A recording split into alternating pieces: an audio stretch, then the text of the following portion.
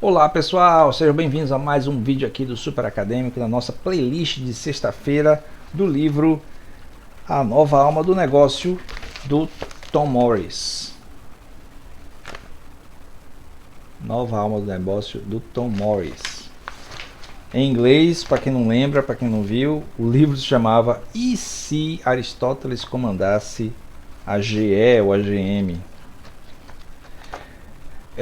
Bom, a gente vai continuar aqui falando sobre as questões éticas, né?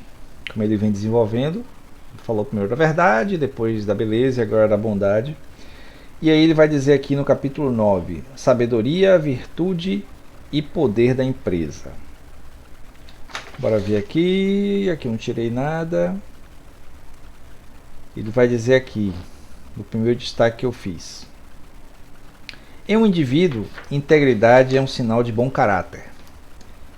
Em uma organização, integridade é sinal de boa cultura. Então, o caráter da pessoa, a cultura do grupo.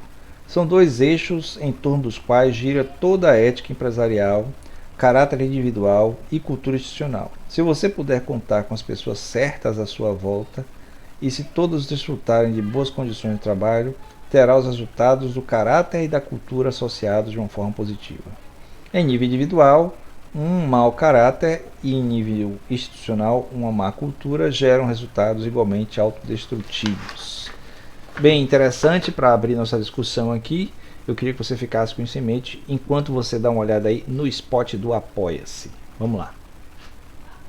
Deixa eu interromper aqui o conteúdo de vocês só um pouquinho para lembrar que você pode apoiar o canal Super Acadêmico agora, indo aí na descrição do vídeo e apertando em Apoia-se, no link do Apoia-se. Vá lá na nossa comunidade e clique lá para apoiar a partir de R$1. Agora, se você tiver um pouquinho mais de disposição e apoiar a partir de R$60, você ganha como recompensa um dos meus livros. Um desses livros aqui, à sua escolha. São 5 livros possíveis que eu posso mandar para você direto da editora. Tem o Em Busca da Verdade 1 e 2, que você pode pegar. Tem o Antropologia Filosófica, notas de aula. Tem Num Quarto Escuro no Palácio da Alvorada.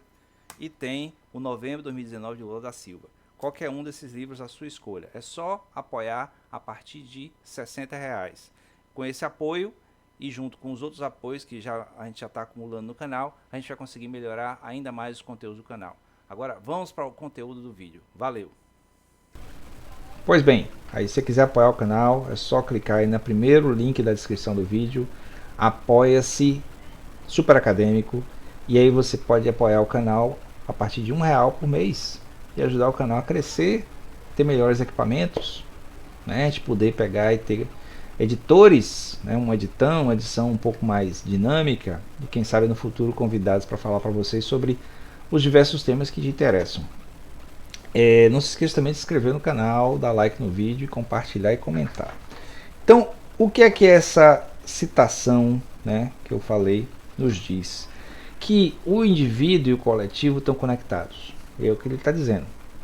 Se um indivíduo tem bom caráter e uma empresa tem uma cultura estimulante, né, uma cultura positiva, a tendência vai ser essa empresa e esse indivíduo crescerem juntos.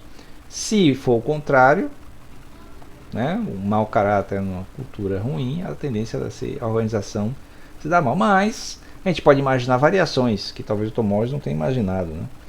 Você pode ter uma empresa com uma cultura boa e um indivíduo mau caráter. Se ele conseguir ser falso o suficiente, ele pode crescer, inclusive, na empresa. Se for alguém bom caráter numa empresa ruim, aí talvez seja mais difícil. Talvez ele se corrompa, talvez saia da empresa. Então tem possibilidades aí. Mas interessante é a gente imaginar que as empresas e pessoas não são estáticas, né? As práticas não éticas são sempre autodestrutivas, tanto em nível pessoal quanto em nível organizacional. Pode ser, Tom Morris, pode ser, mas a gente tem problemas sérios em relação a isso, porque as questões éticas ainda estão num ambiente de desigualdade muito grande, especialmente no capitalismo brasileiro.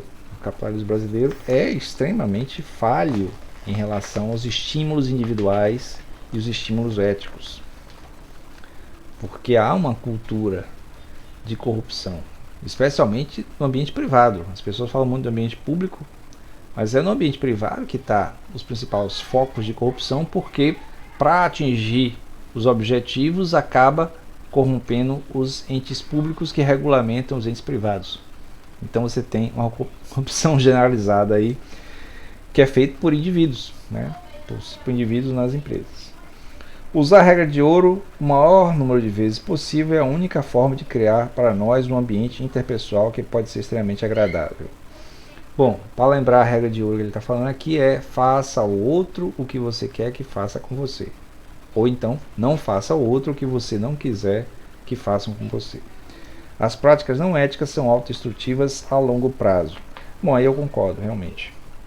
Às vezes pode haver um sucesso no curto e médio prazo, mas no longo prazo realmente tem algumas séries, documentários, algumas coisas que colocam uma imagem terrível da indústria farmacêutica atualmente. E é assim, por mais que a gente tenha necessidade dos produtos farmacêuticos, eles carregam uma imagem muito negativa, certo? Principalmente algumas empresas específicas, que eu não vou citar para não gerar nenhum problema, né? Controvérsia de opiniões, mas há uma questão aí ética séria, especialmente relacionado com experimentos com pessoas, com animais, né? E corrupção de agentes públicos para aprovação de drogas que viciam, drogas que causam mortes. E essa indústria farmacêutica conseguiu ganhando bilhões sem sofrer nenhum tipo de punição. As pessoas percebem naturalmente que os executivos estão enganando o público e que provavelmente farão o mesmo com os funcionários da empresa. Eu não sei disso não, Vitor Morris. Muitas vezes a gente não percebe, ou se percebe não liga. Mas é possível, né? Você perceber. E aí, por que, já que o meu gestor, meu CEO, meu chefe está enganando o público, porque ele também não pode me enganar. Se as empresas pudessem aprender a agir em prol de seus próprios interesses a longo prazo, percebendo que essa atitude está associada ao bem-estar a longo prazo de outros grupos de interesse, bem como da sociedade de modo geral, seus esforços poderiam aumentar em lugar de destruir a eficácia geral do processo político. Então, no longo prazo, o que deveria valer muito mais a pena seria o esforço coletivo, né? O esforço do bem-estar coletivo, e não a autodestrutividade da competição muito acirrada. Ele colocou aqui, consequências autodestrutivas. A presença de mais de um indivíduo corrupto em uma empresa corrupta só estimula o processo de degradação não ética. Claro, né? Isso é uma obviedade, mas é bom sempre repetir, né? Certo? Então, o corrupto não é somente aquele que desvia o dinheiro ou aceita o suborno. É aquele que sabe que aconteceu e não faz nada. Às vezes não faz nada por autoproteção, porque pode ser ameaçado. Mas não faz nada no sentido nem de reconduzir a sua vida dentro daquela empresa de maneira a gerar algum tipo de mudança, alteração nele mesmo, se for o caso, pelo menos. Acho que é por isso que são admiráveis os esforços de pessoas como aquele cara, né, que denunciou a indústria do cigarro lá nos anos 90, né, que fez com que assim, a vida dele foi devastada, né? O cara de um alto executivo, um químico, né, de renome, e acabou virando professor de escola, esquecido, afundado, sem benefício direito nenhum. Mas ele teve a coragem, né, de pegar e denunciar a indústria do cigarro como sendo uma indústria de vício, não uma indústria de sei lá o que. E que os donos sabiam que vendiam um aparelho para promover o vício, né, para fazer com que as pessoas viciadas continuassem comprando. As qualidades humanas necessárias para que as pessoas trabalhem em conjunto a longo prazo só florescem em solo de bondade ética. É o ideal, vamos dizer assim, é um ideal que a gente deve almejar, mas realmente é muito difícil as pessoas no nível de sobrevivência, como eu venho falando nessa playlist, terem que, né, por exemplo, denunciar coisas do sua empresa, do seu patrão, do seu chefe, se pondo em risco quando está passando necessidades de sobrevivência, né? Bom, aí ele colocou um quadro aqui com as virtudes segundo Aristóteles, coragem, moderação, liberalidade, nobreza, orgulho, bom caráter, amizade, confiança, inteligência e justiça. Ele fala de Aristóteles, a ideia da boa vida, que tem a ver com as 4 causas da metafísica aristotélica, né? A causa final da nossa vida é a felicidade, por isso chama de boa vida. A coragem é identificada como uma virtude, né? Coragem, inclusive, de ir contra ao grupo, né? Contra ao todo.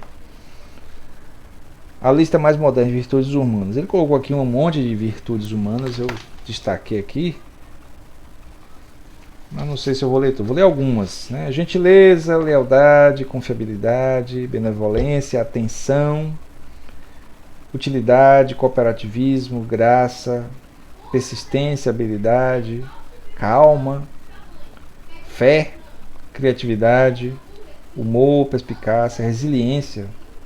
Vem se falando muito de resiliência ultimamente. Decência, modéstia, tem um monte de virtudes humanas aqui que ele está exaltando como sendo virtudes exigidas modernamente. Agora, no nosso dia a dia é meio difícil manter todas essas virtudes em dia.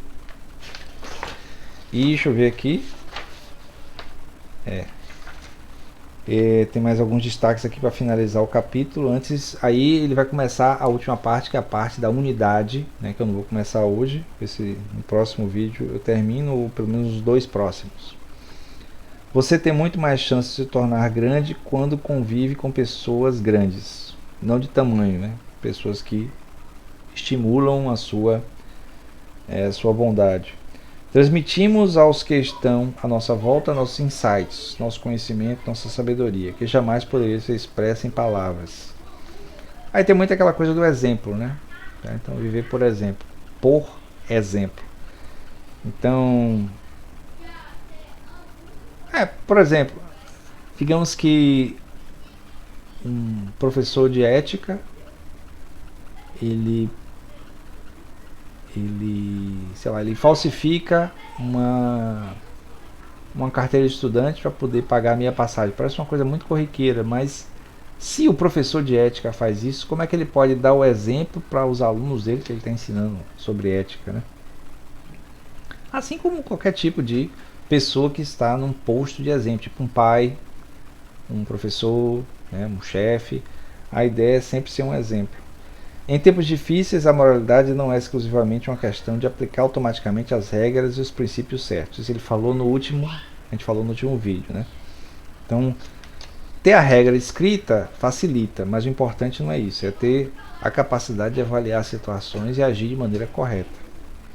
Ética não é um algoritmo, não se trata apenas de utilizar regras para fazer cálculos, é uma habilidade ou até uma arte. Eu concordo, tem um aspecto estético na prática da virtude, na prática da ética.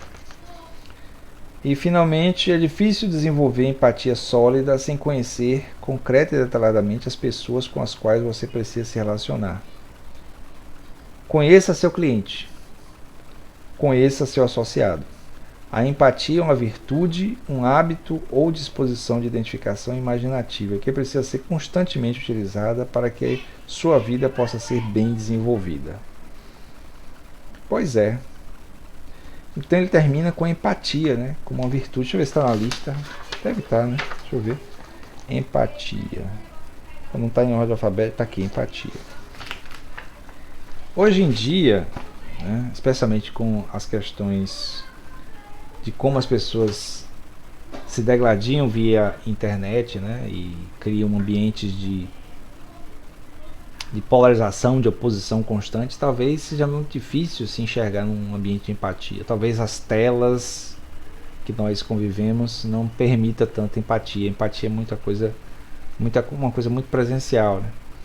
Mas é possível, né, você gerar empatia por povos que estão sofrendo, por pessoas que estão em situações, né, de risco, que estão em situações de penúria, de pobreza, e daí com essa empatia agir de maneira mais correta. Mas talvez a nossa sociedade tenha criado pessoas que não sejam capazes de empatia, especialmente as pessoas que estão na posição de exercer alguma coisa de fato, né? Os milionários, os bilionários que estão aí, estão tão afastados do mundo do cotidiano das pessoas mais comuns, que acham que todo mundo está vivendo uma vida boa, enquanto que eles mesmos ficam planejando ir para o espaço, certo? Então, Tom Morris, se você algum dia ver esse vídeo e fizer a tradução para o inglês, ou que seja, ou sei lá, alguém que esteja estudando sobre esse livro, vendo isso aí, é só pensar a respeito, né? Como é que você produz essa empatia? Bom, eu vou terminando por aqui. Esse foi o capítulo que termina a parte que ele fala sobre a bondade. E aí nos próximos 1 ou 2 vídeos, vou ver se eu termino, ele fala sobre a unidade. A gente vai ver o que é isso da unidade. Então, não se esqueça de se inscrever no canal, né? É muito importante a sua inscrição, o seu like também, seu comentário e a sua partilha do vídeo. Apoie o canal no Apoia-se, tá aí o primeiro link da descrição. E também dê uma olhada no segundo link, que é do meu novo livro, Sexo e Celebridades. É um livro super joia. E ó, fininho, você lê aqui em 2 dias. Tem gente que consegue ler em 1 hora. E é um livro bastante estimulante para a sua vida. Tô brincando. É uma leitura interessante de vários aspectos. Agora é picante. É uma leitura que tem coisas explícitas. Então, se você é sensível em relação a isso, não precisa ler, certo? Nos próximos você pega. Ou então os outros que estão disponíveis aí também no Clube de Autores, que estão aí nos links da descrição, tem lá todos os meus livros. Valeu, até o próximo vídeo.